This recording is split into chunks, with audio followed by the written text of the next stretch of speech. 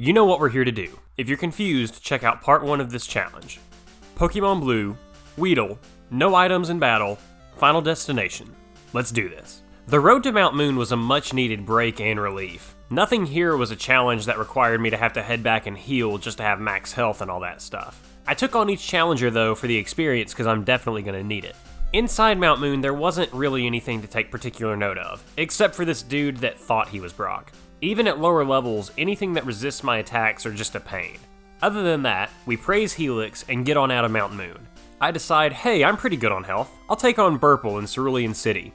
This could have potentially been a disaster, because I hadn't hit the Cerulean Pokemon Center yet. So if I lost this battle, I would have to go all the way through Mount Moon again. I got sand attacked and took a decent bit of damage against Pidgeotto. Rattata put up 0 fight, and Abra has doo-doo defense. Charmeleon should have taken me down. Another hit and I was done for. But he leered instead of finishing me off. Burple is just not that smart. Now every time I've played through Gen 1 in any form, I've always gone through Nugget Bridge first, then taken on Misty. I decided to swap that this time, and the trainers in the gym weren't bad, even Goldeen that has Peck. But Misty was another story. Staryu can do some decent damage, but he's not the big concern. Starmie was scaring me because it's part psychic. It doesn't know any psychic moves though, so I didn't even have to worry about that. But Weedle has the worst special defense. So any time that Misty used Bubble Beam or even Water Gun, it just destroyed me. I've never seen someone get so many critical hits too. Misty just wasn't gonna get beaten at this point. I decided to go through Nugget Bridge just to get a few levels. I shouldn't have to purposefully grind up like I did with Brock, but a few more levels wouldn't hurt. I end up losing to the Rocket Grunt at the end of the bridge, but that was because I had just gone through the bridge and was low on HP. But I found out that if you lose to him, he's going to treat you like you won. So, yay? I also found out that there are Metapod up on this route, so if I need to get the struggle easily, I can waste some attacks up here. This route was a little bit of a headache because of the Geodude and Onix, but nothing that requires me to wipe out when I have full health. I do encounter the first Psychic type move of the run though, Confusion being used by this Slowpoke. And it's pretty killer. Psychic type moves are gonna be rough. I head back to Misty and try to Poison Sting my way through the battle. I have more health because of the levels, and I'm keeping more health in battle because I'm not losing HP from struggle. After a long and painful hour of starting over and over, I finally took down Starmie. I literally just sat at this screen because I couldn't believe that I had finally beaten Misty. Once I arrived in Viridian City, I went to the fisherman's house just to tell him that I don't like fishing. I pull Knotweedle out of the PC because I'm reaching the point where I'm gonna need HMs. I enter a battle with him so he'll faint, and if you keep your game in shift mode and you have one Pokemon remaining, it will still ask you if you want to switch your Pokemon into battle. Interesting. Burple on the SSN is a little bit tougher than he was at Nugget Bridge. I take him on with very low HP just to see what I can do, and I almost win in the first go. Pidgeotto did some damage with some quick attacks, but I beat Rattata and Kadabra because they only used non-damaging moves. If Charmeleon hadn't used Ember, I really think I would have cheesed my way through the battle. Each retry on this battle goes much worse than the initial run somehow. Sand Attack at the beginning of the battle does so much to affect the outcome. Tail Whip does as well if I don't take out Raticate quickly, but just by pushing through, I beat Burple and kick him off the boat. Knotweedle learns Cut, and we take on Lieutenant Surge's gym. I haven't been looking forward to Voltorb and Magnemite because they have Sonic Boom, which does constant 20 damage to me. But inside the gym, nothing that knows it uses it on me. The trainers in this gym do nothing to me, and I almost beat Surge on the first go. If I hadn't been paralyzed, I genuinely think that I would have won right here. I beat Surge after just a few more tries though. It was so nice to have an easy milestone battle. After Brock and Misty, nothing will quite compare with them. So I typed that sentence out before I went through the rest of the game, and just wait guys. On the route east of Cerulean headed to Rock Tunnel, there's a few trainers with an Onix. And Frank took one down on his very first try. This is a huge milestone for him. I'm so proud of Frank. Knotweedle accidentally took out a Geodude too, because I had poisoned it and Frank fainted. But this isn't a major battle, so I'm not saying the run is void just yet. Inside Rock Tunnel is our next roadblock. This dude has a Cubone and a Slowpoke. Normally this wouldn't be too bad, but Cubone takes forever to kill, so he has the opportunity to use Growl as many times as he likes. And his Slowpoke has Confusion. so I just can't take him down. I opt to go for struggle, and after at least 30 battles, I really wish I was exaggerating, I beat him. I could count how many battles there were, but I've got better things to do with my time than to watch this footage over and over and over. Like play Pokemon Blue with a Weedle. I encounter some more trainers with Geodude, Onix, and Slowpoke along the way, but I'm able to stop them all with just 1 or 2 attempts. Then this dude shows up. The way that I beat him was by his team all using self-destruct. Each Pokemon. Weedle is surprisingly tanky against self-destruct. So yeah, that was not the way I expected to win. Even though I'm in Lavender Town, I'm just going to go ahead and hit up Celadon City. I'll take care of Lavender Town when I have the Sylph Scope. On the road over to Celadon, I hit level 50. Considering this is a little bit before halfway through the game, this isn't boding particularly well. Erica's gym causes literally no issues. Getting paralyzed is the only thing that can stop me, because then I get stuck in a chain of wrap without any chance of retaliating. A lot of the AI is dumb too, because it tried to poison me because of the bug typing. But since I'm part poison, I can't be poisoned. And everything here is either full grass or grass poison, so no problem. Erica goes down. Easy gym in town, and we are halfway through the gyms. The game corner poses no problem either. These 2 thugs outside of Giovanni's room have Sandshrew and Ekans that resist poison, but no big issues that a few attempts can't fix. I head in to beat Giovanni, and he opens with, of course, an Onix. The way that his team is set up is the worst it could possibly be. Onix, Rhyhorn, and then Kangaskhan are a tanky team with a lot of defense. I decide to try struggling through first, and that just doesn't work. I try for Poison Sting, and I get some poisons, but it still isn't enough. The struggle strat has failed us, and Poison Sting isn't working either. For the first time since Brock, I had to purposefully grind. I open up all the ways through Saffron so that I can get around quicker, and I go to the dojo. The gym is nice and easy XP. The whole dojo doesn't stand a chance. I pick up Hitmonlee as my strength HM user, and I named him Pythag, like the Pythagorean theorem. I don't really have any math connection for Hitmonlee though. He just looks like a Pythag. We also added Icarus the Doduo to the party as a flyer. I've been on an Iron Maiden mood recently, and Flight of Icarus is a sick song, so Doduo became Icarus. A few levels gained, I head back to attempt Giovanni again, and after many attempts, I beat him. The biggest problem with struggle was taking damage, and Kangaskhan has a ton of HP, so I just couldn't deal the damage I needed to without hurting myself. But after all those tries, eventually, struggling worked. I'm not really looking forward to my next 2 battles with Giovanni at this point, however. In the Pokemon Tower, we take on Burple, and just like every other time, we almost beat him accidentally. Pidgeotto gets 2 sand attacks, and that's the worst. I was worried about Execute and Executor being part Psychic, but Psychic doesn't resist poison, so I get the super effective damage on him for being part Grass.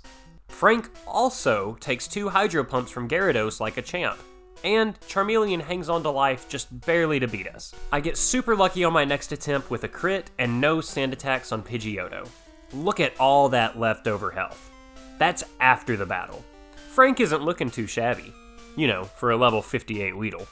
The rest of the Pokemon Tower only confirms one of my fears of this playthrough though. I can't use struggle against ghosts, and all the ghosts in this game are part poison, so I can only whittle down their health with Poison Sting. All of these Haunters and Ghastlies are particularly annoying because they have Confuse Ray and Lick, which has the chance to poison me. I spent most of my time in the tower coin flipping to get past Confuse Ray, then coin flipping to get past Paralysis. So if Bruno has Onix and Agatha has Ghosts, that's 2 Elite Four members that are going to be rough to get past. It's fine. The Rocket Grunts are zero threat though, and we get the Pokeflute from Mr. Fuji. We head south and use it on Snorlax and begin the battle. It's kinda nice not having to deal with the stress of needing to catch this thing. Except in battle, it kept resting every time it got in yellow health, and I actually couldn't take it down. I didn't think this was a big deal, I was just gonna take it on again. I found out you only get 1 shot to beat it. So I just kinda missed out on some EXP, but, you know, that's not too bad. We deny the second fisherman of giving us a fishing rod because we can. This row of trainers doesn't have anything interesting except for 1 battle. We get in a battle with a Muck and run out of Poison Stings. I had accepted defeat and was trying to just blow my way through the string shots, but he used Disable, and it disabled String Shot, so I couldn't do anything. I was really afraid that I had soft locked the game without saving recently. I didn't want to give up though, and I went to the bag. I had some PP restoring moves, and even though this is a dire emergency, I didn't want to break my rule. Then I saw the Poke Flute. The Poke Flute would have 0 impact on the outcome of this battle, so I literally jammed on the flute while a muck killed me. That's a sentence I didn't think I'd be saying ever. Fuchsia City Gym was interesting. There's hardly any poison types used by the trainers. Sandslash, Drowsy, Hypno, and Kadabra are here in big numbers. And this was really fun when this one trainer used Recover over and over, and then the AI switched out back and forth, so I got an easy win here. I tried a struggle strat through Koga, but it just doesn't get the job done. Weedle doesn't have the HP to struggle through 4 Pokemon. His Coughing uses Smokescreen to lower my accuracy, and Muck uses Minimize, so I barely land a hit. Sledge is the only move his Pokemon can use that actually damages me, but it's still hitting hard enough to warrant some grinding. I head down Cycling Road and decide I need more levels even after that, so I headed to Saffron to make my way up the Silphco Tower. The battles with scientists and grunts weren't too bad here. I now have a newfound hatred for the Zubat line though, not including Crobat. I still love that dude. Confuse Ray and Supersonic are killer on Frank. He just hits himself so much. And these Zubat and Golbat use these moves over and over. Burple is in the tower too, and helping take care of Team Rocket. And by helping, I mean he's sitting on his tail waiting for me to show up. Pidgeot doesn't use Sand Attack every time. It opts for Wing Attack, so I don't lose accuracy. But I'd rather lose accuracy than a big chunk of damage. Execute is nothing. Gyarados is the real problem. At this point, I took some damage from Pidgeot every run. I normally take out Gyarados, but then Alakazam gets me every run in one shot. This isn't good, and at level 71, I was getting concerned. Not exactly having a bunch of fun at this point, I grind a few levels up to 78, go back to Koga. Now, I got incredibly lucky, and wasn't smokescreened by his first Coughing at all. So even when Muck used Minimized, I still had a decent shot of hitting him. And after his second Coughing, I learned that his Wheezing almost always opens with Self-Destruct. At least he did for me. I'm not sure if that's poorly written code or what. But Wheezing used Self-Destruct, I just barely held on, and I got the Soul Badge. So I decided to go straight back to Burple. And I didn't fare any better against him this time at all. But then, I got an ingenious idea. I need the Soul Badge to use Surf. And I just got the Soul Badge. So I can go to the Safari Zone, get Surf so I continue to make progress, then come back to Burple. So I go and get Surf. On the way to getting Surf, I accidentally caught a female Nidoran because I was just mashing the A button, and I named this beauty Accident. Then a Chansey showed up, and I thought, you know what? Why not? Let's just catch this. And I actually do. I couldn't even believe it. I don't ever think I've intentionally caught a Chansey, and here I get one by just chucking balls at it. This run has been memorable, if nothing else. Then I learned that I don't have anything that has Surf. I was planning on the Lapras given to you after beating your rival in Silphco to be my Surf user, but it's trapped behind Burple. So I go and grab Eevee and evolve it into Vaporeon so I can Surf. And I named it Vapor, not because of Vaporeon, but because of James chapter 4 verse 14. For what is your life? It is even a vapor that appears for a little time and then vanishes away. And Vapor right here is just gonna be in the team till we get our Lapras. Now how many Pokemon videos can you think that quote scripture from the Bible? So anyways, I now surf to Cinnabar, but I do what I always did growing up. I surf south from Pallet Town, because I could never figure my way through the Seafoam Islands. I do battle all the trainers in the water on both sides of the islands though, just for the extra experience. The Pokemon Mansion isn't very eventful, just some levels, I get the secret key, and go battle Blaine. I take pretty good damage from all the fire types, but I can take most of them down just by muscling through. Blaine definitely packs a punch. Depending on how long it takes to beat Growlithe and Ponyta depend on if I can beat Rapidash and Arcanine. Normally the battle ends up with me barely beating Rapidash and losing quickly to Arcanine. I learned how annoying Fire Spin is in Gen 1. I'm so glad they fixed moves like this and Rap. And Arcanine keeps using Fire Blast, which has really bad accuracy, but I can't believe how many times he hits it. After a lucky run, Fire Blast misses, and I take down the big old dog with my tiny little bug. I can't believe it. I beat Blaine after only a handful of resets too, and I still haven't beaten Sabrina or Silphco. After gaining a good bunch of levels and some confidence, I go back to Burple, and he goes down like a little baby. I just needed some levels to take down his team, but one attempt, disregarding all the other attempts whenever I was a lower level, was all it took to beat Burple. Giovanni, even with all these levels, still requires a little bit of strategy. His new team required me getting creative. I went back to the struggle strat, but not quite in my normal way. I keep about 15 poison stings so I can power through Nidorino and Kangaskhan, and when I get to Rhyhorn, I start struggling. It's way more powerful to do this than to whittle down with Poison Sting, and I keep a whole lot more health through the first Pokemon because I'm not getting recoil damage, and his Nidoqueen would just be super resistant to Poison Sting. I hold on after just a few tries at this battle. And Sabrina is a pushover. Psychic types can't beat Frank. Psychic types cower before Frank. And so, only Giovanni's gym stands between us and the last badge. His team now has 5 Pokemon. If I use Struggle, I'm going to need to be super creative. I tried just using Poison Sting all the way through the battle, but once I hit Nidoqueen, I just don't do enough damage in relation to how much damage I take. I try struggling, and that doesn't work. I try using some Poison Stings, then struggling, but nothing. I take this time to go find the rest of the rare candies in the game so that I can reach a higher level quicker. I go to the power plant to defeat Zapdos, and Big Bird doesn't stand a chance. He gives us a decent amount of experience, and there's Electrodes that give pretty good XP too. I start to go through the Seafoam Islands to defeat Articuno, but then I remember that I never understood the puzzle here. And even though I'm an adult now and could reasonably make my way through, I just skip this bird. Consider it my one act of mercy in this run. Eventually, after grinding, I reach level 90. I now have 10 rare candies. You know what that means. After some sugary candy, Frank is now level 100. This is unholy. I feel like Frank is an abomination that should never be allowed in public, but I know that we all still love him. I go back to Giovanni. If I can't beat him without items, there's no way I can beat the Elite Four without items. I go in with about 12 Poison Stings to power through Rhyhorn and Dugtrio, then struggle through the rest. Rhyhorn uses Horn Drill a lot, which doesn't one-hit KO me because I'm at a higher level. This is essentially a free hit, and I need it. Rhyhorn goes down. Dugtrio, as long as it doesn't use Sand Attack, doesn't affect me too badly. Nidoqueen time. Struggle gets a crit after tons of resets and going through the first Pokemon. Nidoking. Nidoking has Thrash, and that absolutely wrecks me. On the attempt that I finally beat him, Giovanni used a Guard Spec and I critted, making my job so much easier. His last Pokemon Rhydon was an issue. I could typically make it to this Pokemon, but wouldn't have enough leftover health to take any hits or struggle due to recoil. After many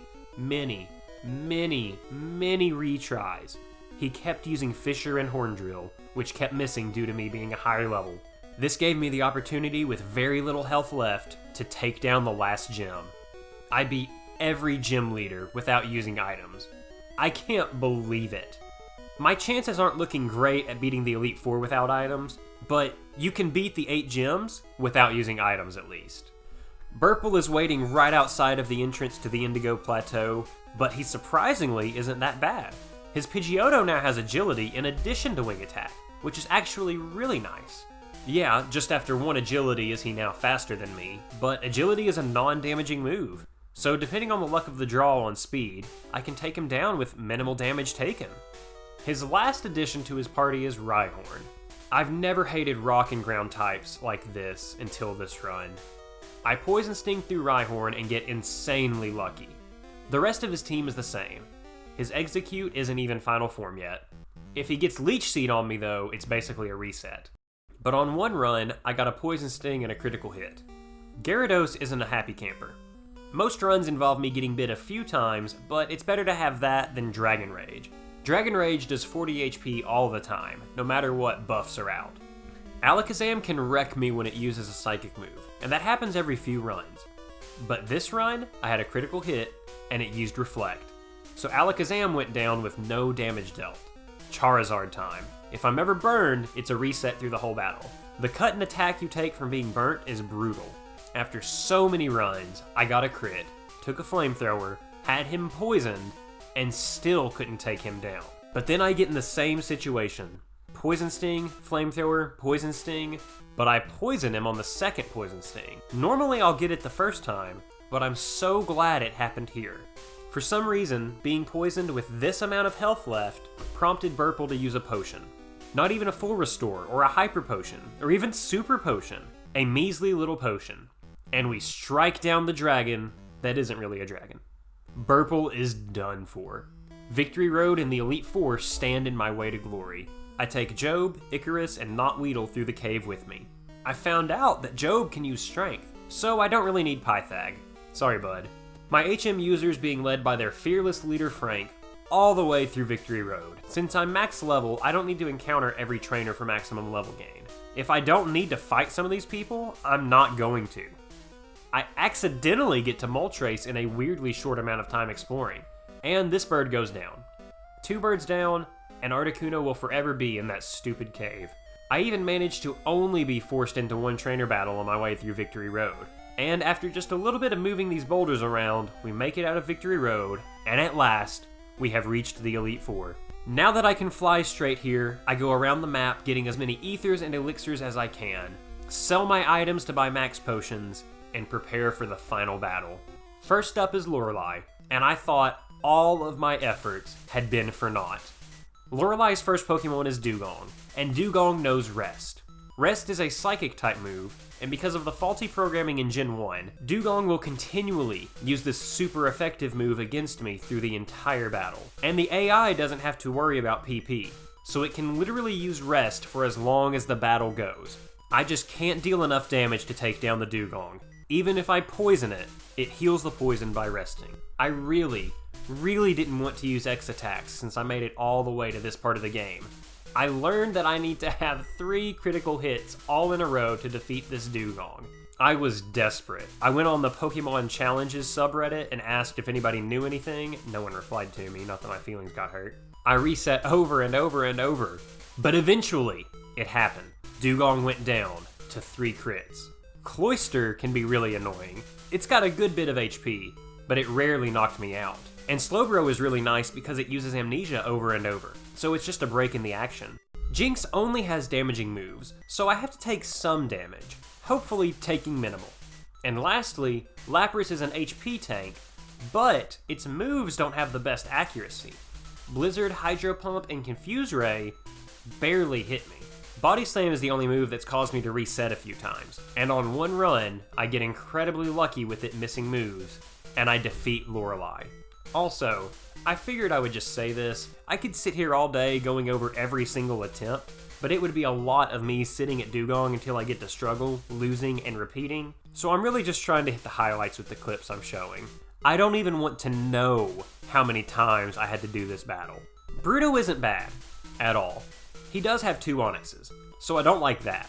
But these Onyxes are stupid. They use Rage a lot of the time, and that can build up to deal a lot of damage, but it's also minimal each turn. So it really doesn't make a huge difference. Both Hitmons can deal damage, but die quickly to Poison Sting. They go for counter a lot, which I don't think ever hit because of more Gen 1 programming. So Bruno was a much needed break compared to everything else I've had to do. I had to restart maybe 8-10 times on this battle. Agatha is literally the worst part of the game. Not because she's inherently powerful.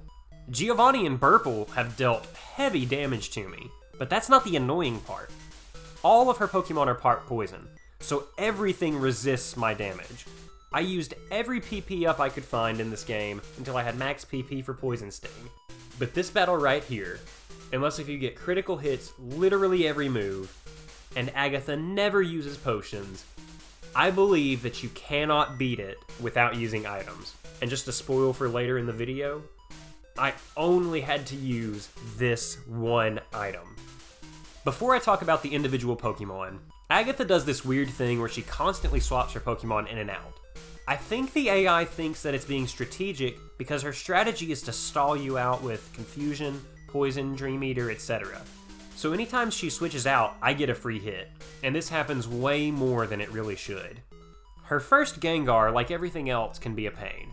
For some reason, she doesn't always use the super effective Hypnosis and Dream Eater every move.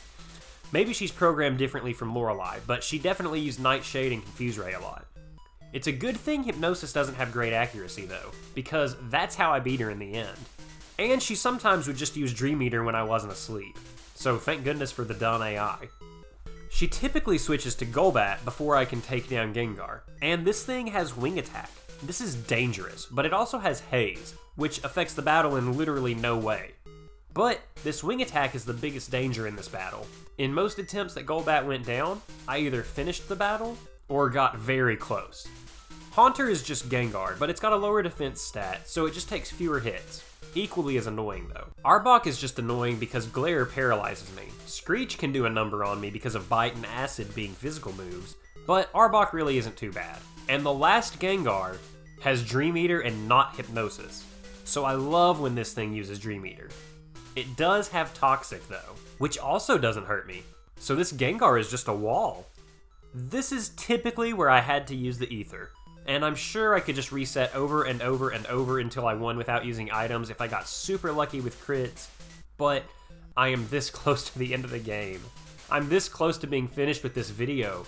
I have other aspirations, things I want to accomplish in life, and Frank is keeping me from doing these. I've lost sleep and brain cells from this run. I'm seeing Poison Sting and hairless hairy bugs when I close my eyes. Oh hey, I beat Lance. I'm only joking, but kinda not really. Lance isn't much. Only 2 of his Pokemon can damage me. Gyarados and Aerodactyl have Hyper Beam, and from watching the footage, you can clearly see Frank take a Hyper Beam like it wasn't anything. He is a monster.